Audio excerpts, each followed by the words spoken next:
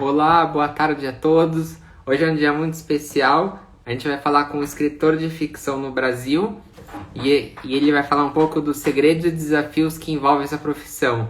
É muito interessante. Ele é o Rafael Coutinho. A gente já conversou antes, só que a conversa anterior não deu para salvar. Agora, tomara que dê para salvar porque foi demais. Ele é autor revelação Coerência Awards 2019 e vencedor do prêmio literário na categoria Melhor Infanto Juvenil.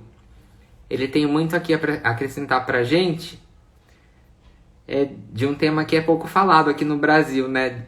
Sobre livros de ficção. Agora eu vi que o Rafael entrou, a gente já vai conectar daqui a alguns segundos aqui, ó.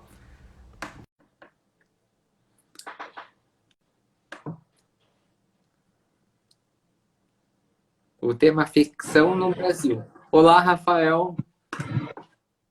Olá, Rodrigo, tudo bom? Oi, tudo bem? Muito obrigado pelo aceite Tá do tudo convite. Vamos tentar fazer de novo aqui. Eu só estou fixando aqui, ó. tá Ficção, ok. ficção no Brasil.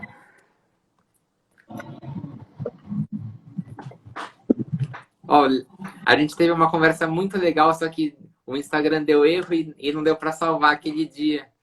Então, então eu estava te apresentando aqui você é escritor de ficção no Brasil e tem todos os desafios e segredos para compartilhar um pouco com a gente, né? Correto. Agradeço aí o convite, Rodrigo. O nosso papo anterior foi muito legal, né? E eu espero que esse aqui seja tão bom quanto, né? Foi o outro, É né? verdade. E, é, eu queria começar te perguntando, antes de você falar, é, como que foi para você começar a perceber que você queria escrever na sua vida, né? Desde que idade, assim? Rodrigo, foi muito cedo, né? Eu acredito que eu nunca fui uma criança que brincou só por brincar, né? Eu acho que até nas brincadeiras, as mais simples que eu fazia, eu criava narrativas. E é engraçado pensar que eu não tinha uma referência. Não tem na minha família ninguém que escreve, não tem ninguém que vive, né, que trabalha da escrita, ainda mais a ficcional, né? E eu acho que aqueles ensaios que vinham, né, acho que desde as brincadeiras mais simples, quando você, por exemplo, pega ali uns brinquedos, né? Tem gente que brinca, que quebra, desmonta. Eu sempre tinha o nome para cada brinquedo meu, e eles interagiam, tinha toda uma narrativa, né? Então eu lembro de começar a brincar dessa forma. Depois eu peguei os cadernos, sempre no final do ano, sempre sobrava muitas folhas no caderno, e para não desperdiçar, eu lembro que eu sempre pegava aquelas folhas, pegava uma caneta e criava histórias, né? Vinha aquelas discussões, aquelas ideias na minha mente, eu ia descrevendo. Depois eu evolui para algo mais denso. Né? Eu comprava cadernos só para fazer isso. Isso com 8, 9 anos, 10 anos. Eu escrevia, começava a escrever no caderno e ia do início daquela folha até o final. Isso era muito divertido. Né? E eu acredito que foi assim que eu fui experimentando a narrativa ficcional, a escrita, sem saber, de certa forma, que aquilo poderia me levar hoje a onde eu estou. Né? Trabalhando da escrita, entregando essas narrativas ficcionais para tanta gente e recebendo tanto feedback de pessoas que se sentem tocadas por ela. O poder de você criar um mundo, de você trabalhar na escrita ficcional, ela é algo único. Porque ela sai do campo do abstrato e se torna concreto. À medida que é algo que você não pode tocar, é algo que está dentro ali da sua mente, e você entrega isso para outras pessoas, as pessoas acessam aquele material, aquele escrito, e se sentem tocadas por ela. Isso aí é algo que eu sempre gosto de dizer que é meio mágico. Né? A Ah, escrita ficcional, ela tem isso. Né? total. É, e o bacana é que você co- pode seguir o seu sonho desde criança e tá se tornando, tá tornando realidade, né? e tá fazendo sucesso com Sim, isso, não é todo mundo que tem essa oportunidade de fazer o que ama, né? sim. Agora sim, eu acho que até muito recente, eu não imaginava que eu ia ter isso como uma carreira. Eu acho que isso passa, qualquer escritor passa por esse momento, que é ele não conseguir se ver como escritor, se apresentar como escritor. Eu colocar lá no meu, eu lembro que eu publiquei o livro, já estava lançado, e eu disse, eu tenho que me apresentar para as pessoas como tal, né? Aí eu lembro de atualizar lá meu perfil de pessoal para comercial e colocar lá, escritor. Aquilo foi muito interessante porque foi o momento em que deu estalo. Eu disse, eu estou me apresentando para as pessoas, eu estou me apresentando pelo público como tal, né? E parte do meu amadurecimento, da minha escrita, foi no momento em que eu consegui me ver e me aceitar como escritor. Tem um certo bloqueio nisso. Mas no momento que você se vê como tal, você assume esse compromisso com a escrita, com os seus leitores, aí você engrena na carreira. Aí você começa mesmo a estudar sobre a escrita, porque tem uma série de técnicas, não é só despejar aquilo que vem na sua mente, na folha de papel, não.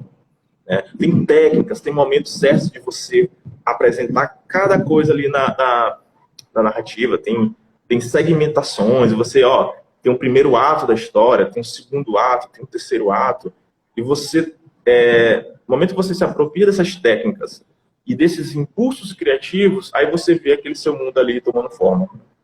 É, deve ser muito difícil, porque às vezes a gente pensa, num, desde criança, num trabalho de escola, ou até fazer algum pequeno roteiro, sem técnica nenhuma. Imagina você ter os insights e ter que criar em cima de uma técnica, deve ser algo muito grandioso, né? Sim, se torna poderoso, né? A É, escrita, ela fica extremamente poderosa quando você... Porque, assim, arte, do grego, né? A origem da palavra arte é técnica, né? Técnica. A gente tem uma visão meio distorcida de que a arte ela só existe no impulso, né? Nos pulsões. Não, a arte ela deve sim compreender uma parte técnica. A arte sem técnica é caos, né? Então assim, a técnica ela permite todos esses pulsares, tudo isso que flui dentro dessas inquietações da mente, você organiza através da técnica, da estrutura, né? Aí você tem várias técnicas, você tem a poética de Aristóteles, lá há milhares de anos atrás, ele já definiu, né, a poética, que é um livro que orienta quem quer viver da ficção a construção da narrativa em 3 atos. Aí eu tenho a jornada do herói, a jornada que vem do Joseph Campbell, um sociólogo, que ele percebeu que todas as mitologias que se tornavam imortais, né, que atravessavam eras, tinham uma estrutura básica.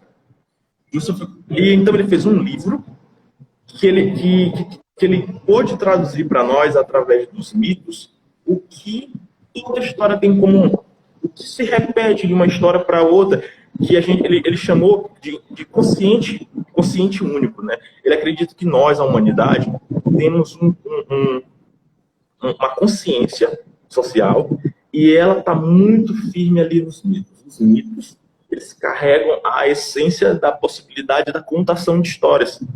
E nós só chegamos aonde estamos hoje contando histórias.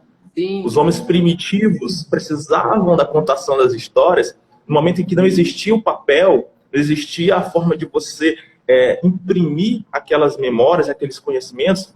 Foi a contação de histórias, os mitos, que possibilitaram a evolução da humanidade. Então, eu acredito que no nosso gene, nós carregamos esse gene da contação de histórias. Todos nós somos contadores de histórias por natureza. É só ver nossos sonhos, né? A gente está dormindo, está ali em repouso, e nosso cérebro, de forma inconsciente, ele vai criando narrativas. Vocês percebem que os sonhos, eles são narrativas que tem ali um ponto ou outro de lógica, mas geralmente são caos, né? São pulsões é uma narrativa totalmente em lógica. Aí que entra a técnica, né? Porque se a gente não tivesse a técnica na arte da escrita, a gente ia escrever sonhos, né? Pode ser que tenha ali um subtexto, tem algo que pode ser interpretado ali nos sonhos, mas a possibilidade de você pegar esse caos criativo e organizar é que faz da literatura essa arte que seja tão profunda, né? Tão intensa. A gente até vê o livro sendo adaptado ali para o audiovisual, né? Para o cinema, para o teatro, mas o que você acaba perdendo? Você tem uma limitação ali de tempo, que é o filme, tem uma limitação ali temporal, ali é 1h30, 2 horas.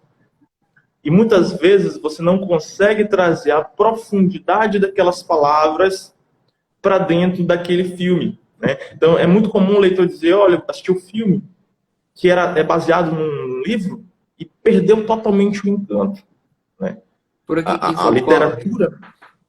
Como? Por que que isso acontece com algumas pessoas? Porque assim, o livro em si, ele não é de propriedade exclusiva do autor. O que eu quero dizer com isso? O leitor, ele lê o livro e ele complementa aquela história. Porque assim, eu tenho ali o escrito, mas muitas vezes a descrição do personagem, por mais descritivo que seja o autor, fica a cargo também do leitor. É o leitor que vai dar uma certa complementação do que ele está lendo, né? E nesse processo do leitor complementar de forma criativa o que ele está lendo, ele traz algo muito poderoso para um livro, que é a possibilidade de que nenhum livro se repete. Eu posso imprimir um livro, fazer uma tiragem de 1.000 exemplares, 10.000 exemplares, 200.000 exemplares. Mas nenhum desses livros, por mais que seja o mesmo título, ele vai ser o mesmo. Porque você, Rodrigo, ao ler o livro, vai interpretar ele de uma forma. Eu vou ler o mesmo livro, eu vou interpretar ele de uma forma totalmente diferente. Cada um de nós vai se fixar naquela narrativa em coisas que estão diretamente ligadas a nós. A gente vai procurar no livro, naquela ficção, traços da realidade, traços de nós ali dentro, né? Então a narrativa é isso também, é uma busca por nós. E os livros que emplacam, que vendem, né, são os livros que conseguem apresentar mais de nós para nós mesmos. O livro ele é uma espécie de espelho que reflete muito do tempo em que ele foi escrito, muito das pessoas dos personagens, e a gente quer se abraçar aquilo, a gente quer se conectar. E o cinema, às vezes, ele pode perder um pouco disso, né? Porque eu tenho ali a parte visual, eu tenho o áudio, eu tenho a sonoplastia, eu tenho a fotografia, tudo ali já está sendo entregue de bandeja.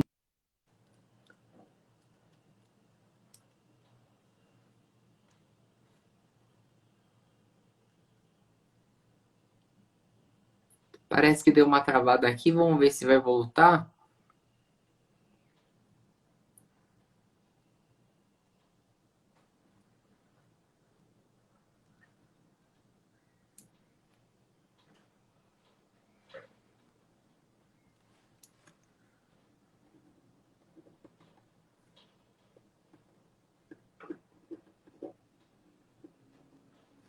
Acho que a conexão aqui com o Rafael voltou, eu acho que ele vai entrar aqui e pedir de novo. Aí a gente vai continuar esse papo muito legal, que ele é um grande gênio, tem muito a acrescentar aqui pra gente. Vamos ver aqui. Deixa eu entrar aqui para ver.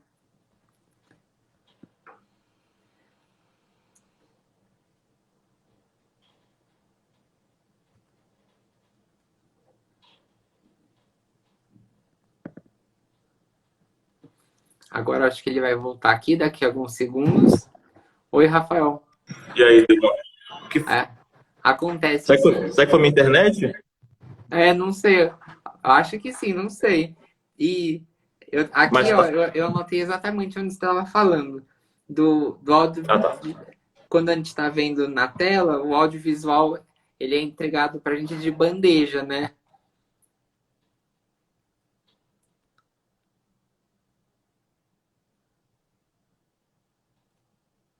Acho que travou de novo.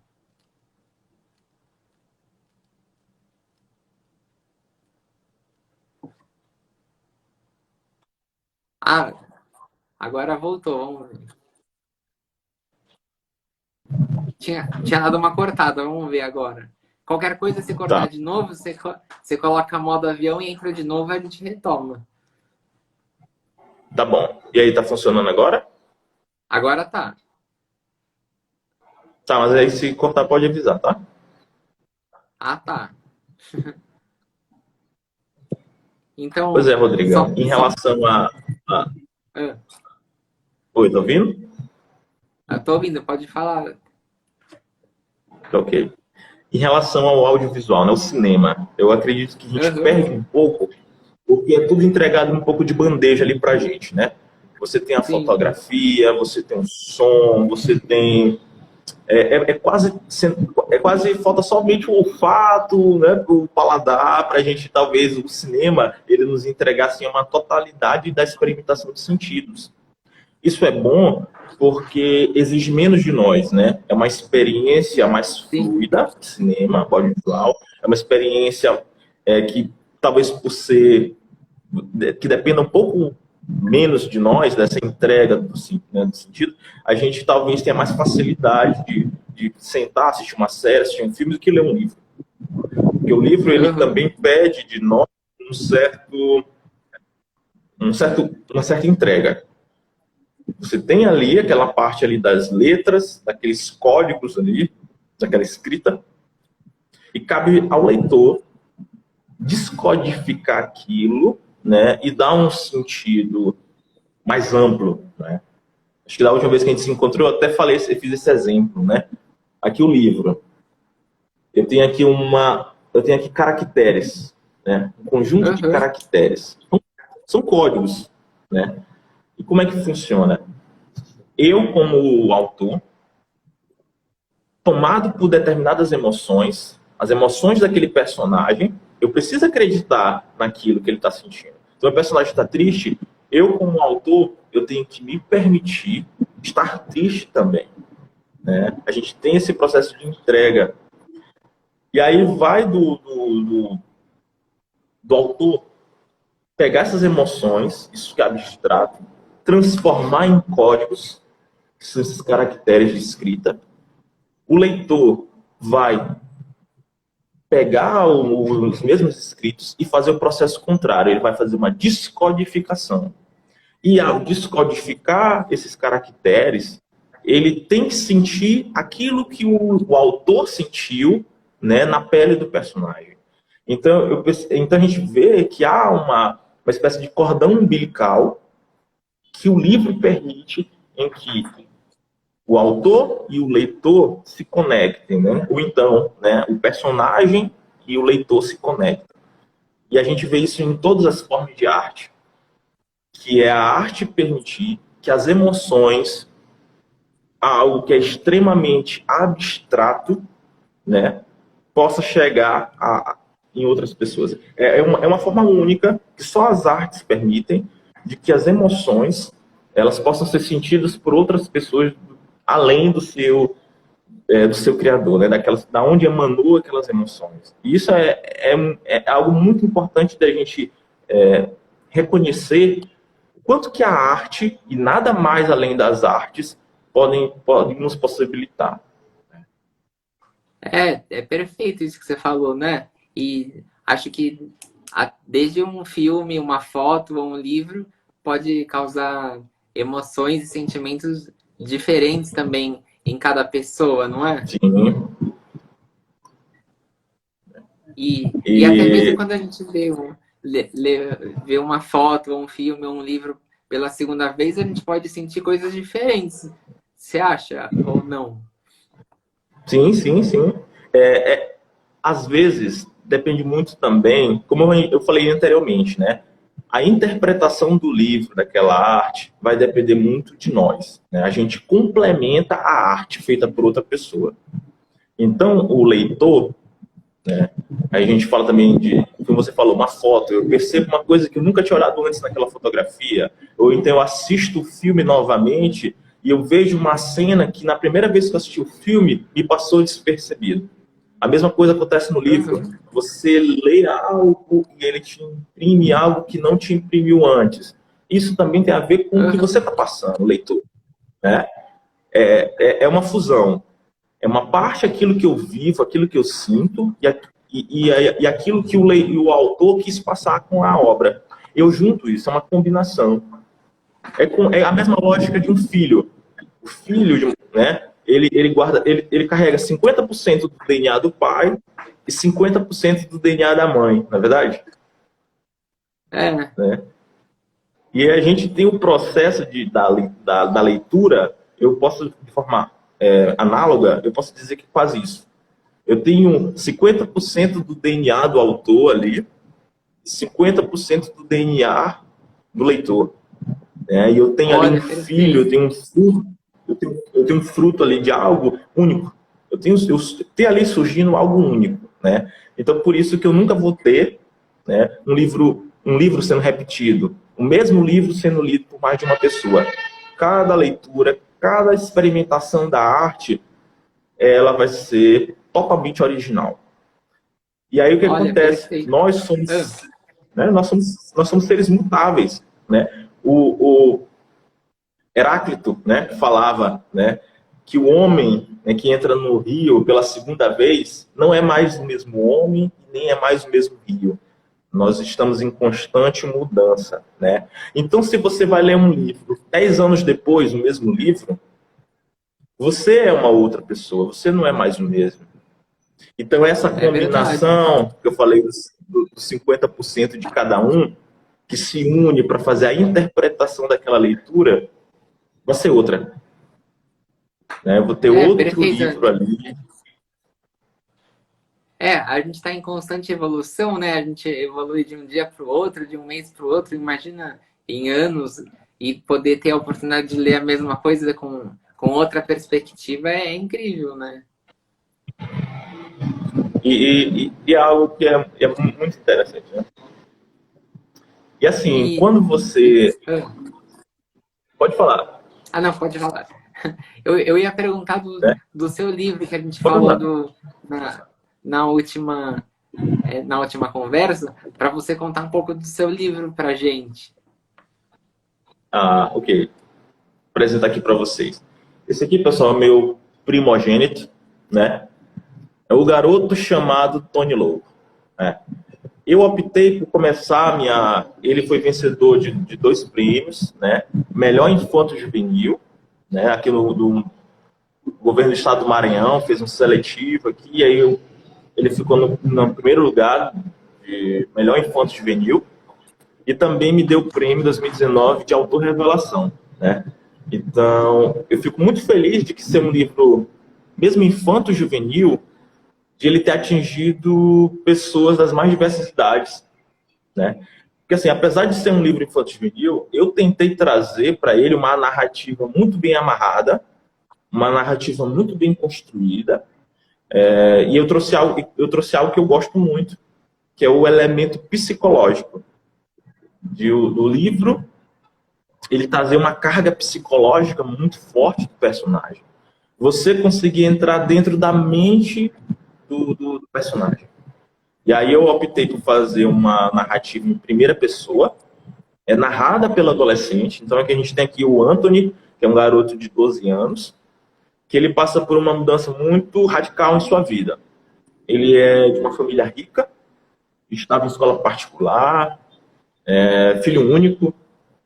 E aí o que acontece? O pai leva um golpe na empresa, os pais acabam se separando, né? Ele sai da escola particular e ele vai ter que encarar um desafio. Ir para o subúrbio da cidade, estudar numa escola pública. É um mundo totalmente novo, né? E na mente dele é um mundo hostil, né? Composto por pessoas de gangue, tal, criminalidade, coisas que ele acreditava que ia encontrar na escola pública. Porém, ele acaba encontrando lá verdadeiros amigos, amizades leais e verdadeiras, né? E durante esse processo da adolescência, ele está com 12 anos, ele vai até os 14, a gente tem a evolução do personagem. Eu tenho o amadurecimento dele, né? Eu tenho um personagem que era tímido, gordinho, né, com complexos em relação à sua aparência, descobrindo o próprio corpo, porque o corpo dele está mudando, e ele tem aquelas pulsões sexuais, então assim, a gente traz a questão também do descobrir dos hormônios, aquela coisa da atração pelas garotas, e ele querer se desafiar, querer conquistar a garota que ele está interessado, e para isso ele rompe com esse grupo de amigos, né, e ele cria esse personagem que é o Tony Louco, né. E aí eu não vou contar para não dar spoiler, mas aí ele faz muita coisa, faz muita burrada, comete muitos erros, típico do adolescente, né? E a adolescência é uma fase muito interessante, porque é isso. É aquela criança, deixou de ser criança, deixou de ser aquele ser dependente dos pais, e ele entra num momento da vida em que ele quer saber quem ele é. E eu acho que o livro ele chama a nós para essa reflexão, né? Quem nós somos? Qual é o meu lugar no mundo? Quem sou eu? Né? E o adolescente ele é meio que uma esponja. Ele vai absorvendo as influências do seu meio. Ele é meio que um retalho. Ele vai se juntando pedaços daquelas pessoas que estão perto dele. Ele vai tentando imitar algumas coisas. Isso é muito comum na adolescência, até ele formar aquela imagem. Então, assim, a gente tem essa busca da autoimagem. Então, é um livro que os adolescentes se identificam muito, porque eles se compactuam das mesmas aflições, dos mesmos dilemas. O adulto tem a possibilidade de ler o livro, de voltar à sua época da adolescência, lembrar de muita coisa, como o primeiro beijo, com o frio na barriga das primeiras relações, a necessidade de aceitação e de pertencimento, que é comum a todos nós nessa fase, né? Perfeito, é o que você falou, né? Apesar de ter sido focado para um público, eu acho que abrange todo mundo, assim, porque da maneira com que você, com o seu talento e da maneira com que você descreve, é interessante para todas as idades, né? Isso, eu acho que todo mundo vai curtir bastante, viu? Quem quiser conhecer, pessoal, pesquisem aí na internet. Eu acho que todos os sites, você tem aí Americana, Shoptime, Amazon, todos esses sites aí você pode encontrar aí. O Garoto Chamado Tony Louco, viu? É um livro que vocês vão rir bastante. Tem um humor muito, muito latente. Tem muito da nossa cultura, se passa nas escolas públicas brasileiras. É a nossa realidade nos livros, não é aquela coisa americanizada que a gente está acostumado a ver. Vocês vão gostar, viu? Olha, legal. E na última conversa, eu não sei se você topa, mas a gente já tinha abordado a questão do bullying, que é abordado no livro? Ou você prefere deixar para cargo da curiosidade do leitor? A questão do bullying que eu acabo trazendo, ele reflete diretamente essa questão da nossa imagem, né? Você tem um adolescente que ele ainda não tem dimensão total de quem ele é, ele ainda precisa se aceitar, ele precisa se enxergar, e você também tem a crítica. Na adolescência, quem lembra, às vezes chega a ser cruel o modo como você tem um meio que quer definir qual a roupa que você tem que usar, qual é o padrão visual que você tem que ter. Você tem uma série de regras assim que não é fácil. Né? Para quem foge um pouco da média, né? Quem é muito baixo, quem é muito alto, quem é sobrepeso, quem é muito magro, todo mundo que não obedece àquele padrão visual que é imposto, né? Aquele padrão estético, sofre muito. E carrega, às vezes, traumas para a vida toda. Então, assim, eu trago, sim, essa temática, né? Ela sempre vem quando a gente fala de adolescentes, escreve para adolescentes, não tem como a gente não tocar nesse tema nos dias de hoje, né?